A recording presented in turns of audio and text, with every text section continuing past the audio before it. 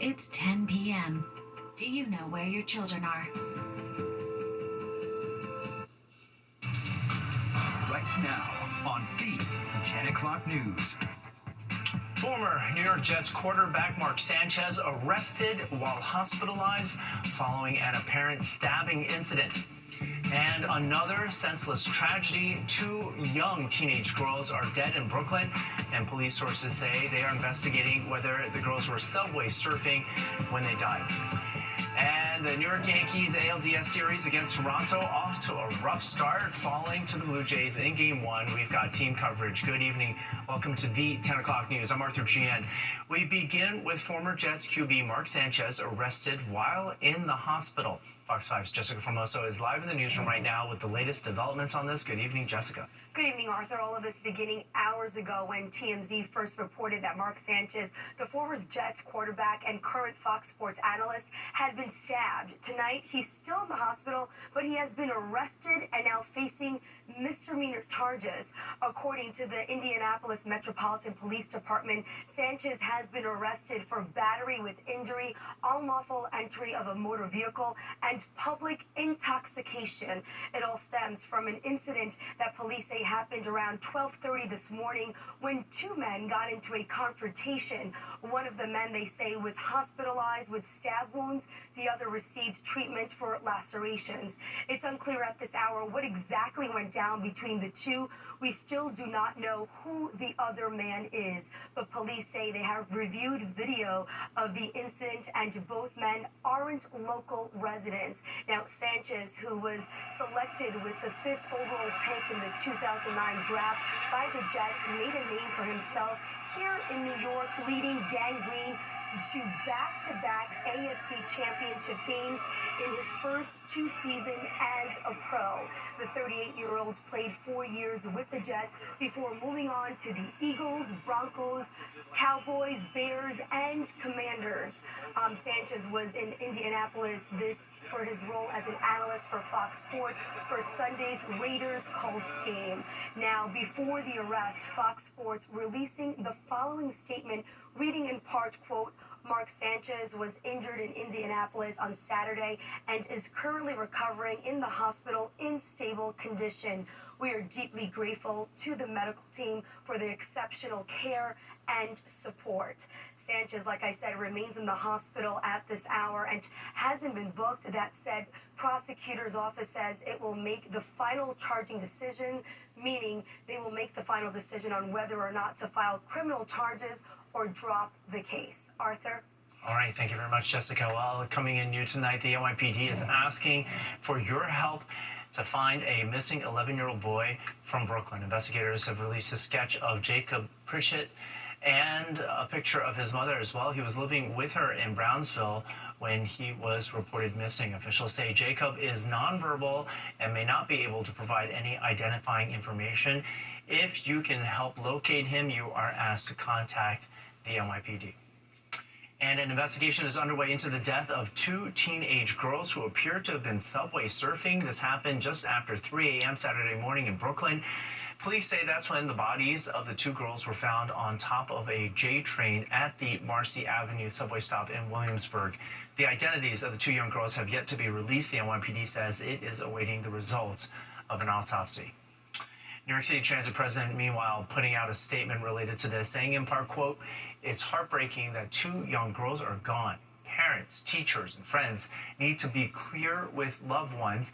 Getting on top of a car isn't surfing, it is suicide. The NYPD is also investigating a deadly stabbing on Eldridge Street in Chinatown. Police say a 69-year-old man was stabbed in the back and pronounced dead at the hospital. So far, no arrests have been made in that case.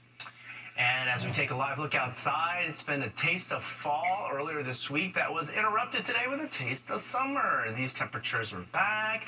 Do we get to keep it for a little while? Time for our first look at our weather. For that, we've got a special appearance from the Mike Woods. Hey, Mike. Hey there, Arthur. And the good news is, yes, we do get to hang on to them for a little while, but these are impressive high temperatures that we had this afternoon. 82 for you, Central Park. That's what you topped out at. Same thing, Belmar. 87 degrees, getting close to 90. And Newark Newark. So that was some warm stuff during the day. Even this evening, heading into tonight, you're not bad. 69 in Central Park, 74 degrees out at Newark. The wind is coming in from the southwest at around 3 to 7 miles per hour. We're set up for a nice, clear, mild night for us here, with our low temperatures dropping down into a mild range for us. In fact, it's going to be warmer than what we typically see this time of the year. Low in the city drops down to around 67 degrees. Outlying suburbs between 52 to 60. Then tomorrow we pretty much do it again. High temperature goes up to 83 degrees for you tomorrow, and it will be sunny and a little bit warmer than what we had for you today. However, this doesn't last forever, and we do have some rain that we're going to have to focus in on. All that's coming up in the full forecast coming up shortly here. Arthur, over to you. All right, thanks so much, Mike. Well, developing in the Mideast, apparent optimism as Israeli Prime Minister Benjamin Netanyahu says he's hoping all remaining hostages being held in Gaza will be released in the coming days. And indirect talks with Hamas on a new U.S. plan to end that war will continue on Monday. This comes after Hamas said it's accepted some elements of the plan. Under the proposal, Hamas would release the remaining 48 hostages within 3 days. Around 20 of those hostages are believed to still be alive. The terror group would also concede power and disarm. In return, Israel would halt its offensive, withdraw from much of Gaza, and release hundreds of Palestinian prisoners. Sunday will be day 5 of the government shutdown, and there will be no vote to reopen at least until Monday because lawmakers have left Washington, D.C. Friday, a Republican bill fell short of the 60 votes needed to end a filibuster. The GOP wants to pass legislation that would reopen the government under current spending levels. This as Democrats continue to hold out to save health care spending as premiums for Americans who rely on the Affordable Care Act are about to double by the end of the year.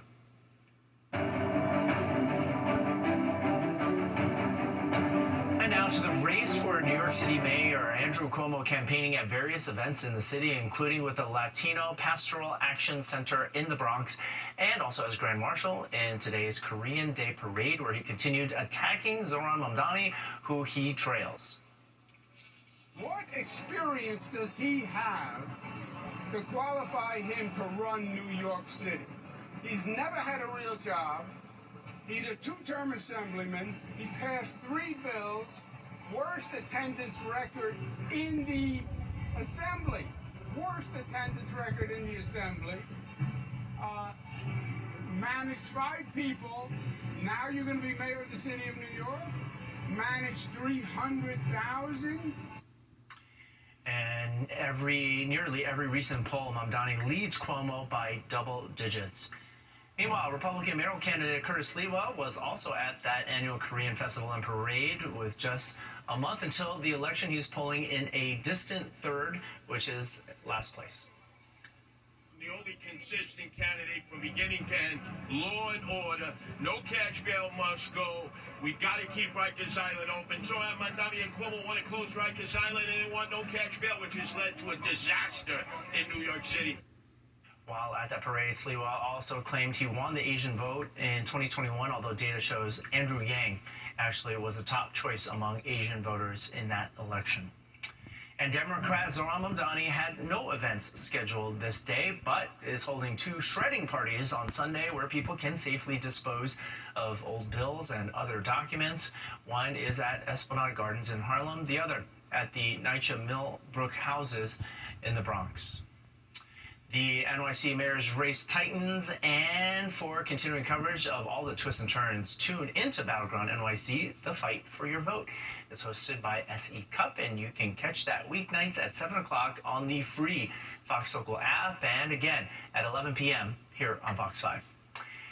The New York Yankees playoff hopes took a little bit of a hit in Toronto, or took 10 hits, or 10 runs, to put it simply. The Bronx Bombers appear to have gotten bombed. The blowout loss to the Jays, not quite the highlight that they want in their postseason run. Fox 5's Jennifer Williams is here with more now. Hey, Jennifer. Yeah, Arthur, we knew this series against the Blue Jays wasn't going to be easy. These are the 2 best teams in the AL East, and Toronto owns the regular season edge because the Yankees went 5-8 against the Jays, and New York was just 1-6 on the road in Toronto. But it also doesn't help when the Yankees doesn't get much length from their starter, or a clutch hit from its star. Luis Gil got the start and gave up a pair of homers, the first of Vladimir Guerrero, who hadn't gone yards since September 5th. That's 89 at-bats, and it is out of there. Gil was out of, and who else was out there? Gil. In the third. Still, the Yanks trailed only 2-0 when the bases were loaded in the sixth. No outs. Kevin Gausman would strike out Aaron Judge. Yankees scored just 1 run as the Bronx Bombers were blown out 10-1 and trailed the series 1-0. Every opportunity, no outs, bases loaded. Thankfully Belly got that walk, get the RBI in, and then, couldn't really get anything after that. But I like our chances. We got to keep getting those opportunities, and we're gonna come through when we need to. Fear not, Yankees fans. Max Fried will take the bump for Game 2 tomorrow, while the Jays will counter with rookie arm Trey Savage. But the pressure's on because the Pinstripes have to send this one back to the Bronx, all tied up at 1. Arthur? All right, thanks so much, Jennifer. As you can imagine, Yankee fans a little bit frustrated tonight, talking about what went wrong. Fox 5's Duarte Geraldino talks to fans in Midtown. Yeah, it was a pretty rough night here at Legends Bar and Restaurant, where so many fans came together to see a victory, but instead, they had to commiserate together. I ain't gonna lie, man, we got cooked, but I like our pitcher matchup for tomorrow. We got Max Fried coming in against a rookie. I think we got a good shot of redeeming ourselves tomorrow. We went to all 3 wildcard games, so we're hoping for some similar magic next couple games. There are the 1-2 to Lucas. Rolls up the middle. The Blue Jays won 10-1 over the Yankees. The few Blue Jays fans who managed to squeeze into this watch party were ecstatic. This was the first postseason matchup between the Yankees and the Blue Jays since they became AL East rivals in 1977. Inside the bar, there was still a lot of Yankee pride, even when it was clear they were not going to claim victory. Every table was covered in pinstripes. The chants were nonstop, and the hope was high. We're gonna win. We're gonna pitch our starters. We're gonna be good, and I think it's one game. We did the same thing for the Red Sox in the wild card. We lost the first game, came back 2 games. The same thing we're gonna do this series. I'm not worried about it. I think we're gonna improve. I believe in my team, man. I believe in us. So yeah, a pretty rough night, but a lot of fans are pointing out there's still 4 more games left to this series, and everybody is hopeful. And next time around, they are going to be rooting for the winners. At Legends Bar and Restaurant in Madison Square Garden, Duarte Geraldino, Fox 5 News. Coming up, the National Guard being called in. The governor of Illinois says military troops will be deployed in his state. Those details are next. Plus, the streets of Manhattan coming alive as thousands show up to celebrate the Korean Festival and Parade. A Fox 5 commuter alert for you to be aware of. Omni machines are out of service this entire weekend. The MTA's OmniCard service is going through an upgrade. It started at 10 o'clock on Friday night and ends Sunday night at 7 p.m. During this time, transit riders will not be able to buy or add money to their card. However, you can still tap your prepaid cards or credit cards. From the colorful floats to K-pop to authentic Korean cuisine, the annual Korean Festival and Parade returned to 6th Avenue, promoting cultural awareness, identity, and unity. Fox 5's Meredith Gorman brings us to the fun-filled event. The streets of Manhattan came alive with color, culture, and community as thousands gathered to celebrate the annual Korean Festival and Parade. From traditional drumming to modern K-pop beats, it was a full display of pride, heritage, and unity right in Koreatown. It's amazing because I think we just included in New York City, so I'm happy to be here. The parade made its way down 6th Avenue, filled with vibrant colors and traditional Korean outfits.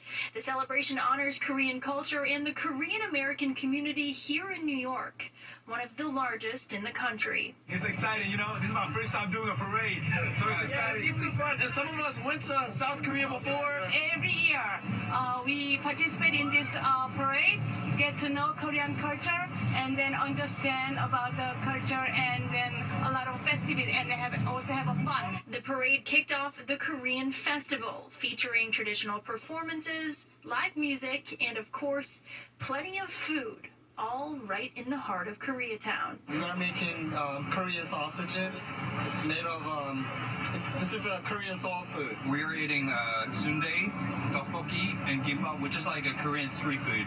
So it's been a while to eat this kind of food, so it's a great experience for me. Visitors from near and far immerse themselves in the sights, sounds, and flavors of Korea. They are amazing. We're from Kansas. We're happy to be in New York, and we're in Koreatown, and we're eating the half and half. I know it. It's awesome. Meredith Gorman, Fox 5 News.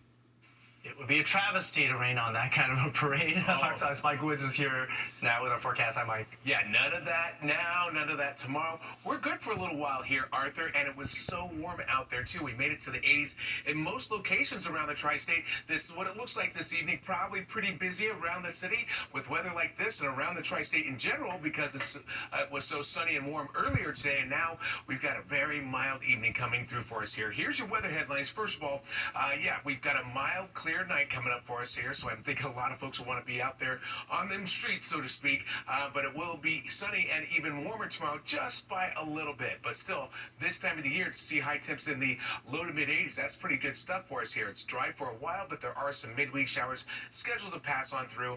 We're falling behind in terms of rainfall, so we could use whatever we can get out of it. So 69 is the normal high temp for today, but we made it up to 82 degrees, so 13 degrees warmer than what it should be, but 94 is the record high for you, so no records out there, but definitely warmer than normal. But the overall dry condition, that is mainly set up for the 5 boroughs in the northern sections of New Jersey. That's what we're getting from the drought monitor, but it's still a little bit dry even elsewhere across the tri-state, also into Long Island, up the lower Hudson Valley. We could use some more rain. Right now, Central Park's about 7.5 inches behind for the year. It's now 69 in Central Park, 74 out at Newark.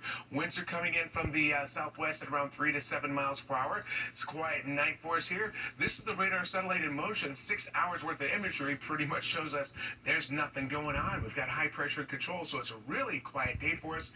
Down in the Gulf of Mexico, there might be a few spots of showers around Florida and heading up toward Georgia, but the rest of us, we're doing great here on the eastern seaboard. So we're waiting for a change here. First of all, high pressure still locked in just offshore. So we got that southerly wind, and that brings back the warmer temps for us today into tomorrow. And even as we head into Monday, same thing. Waiting for the next cold front. It will be coming through, but it's kind of struggling to get here. It's not even here by Tuesday in the morning. But later on in the evening, in the overnight hours, there's that cold front finally arriving. As we get into Wednesday morning, there will be some showers, maybe a quarter to a half an inch of rain is what it looks like as that front passes by, which will help us out, but certainly not get us out of a drought condition. If you're looking for some fall color, there's only a few spots up around the Catskills that have some moderate to peak color starting to pop up. But the rest of us, you're just getting some hints around the tri-state with the fall color trying to get going, but it takes a while. 67 is your low tonight. Tomorrow we make it up to 83 for a high again. So another warm one, similar to what we had yesterday. A perfect weekend. First couple days of next week are also very nice. Sunshine out there for you Monday and Tuesday, but Wednesday we've got that cold front coming through, a nice little soaking, but look at that drop in temps afterwards. It'll feel like fall by the time we get to Wednesday and Thursday. But for now, let's enjoy the summer feel. I see that 70 hiding over there. We'll take it. It's not bad. Next weekend. All right, thanks so much, Mike. We're going to take a short break and be back with Jennifer Williams. She has sports. At MetLife tomorrow, and you can catch my recap Sunday night on Sports Extra. Arthur? All right, thanks so much, Jennifer. Well, Egypt has unveiled the Pharaoh's tomb after renovations at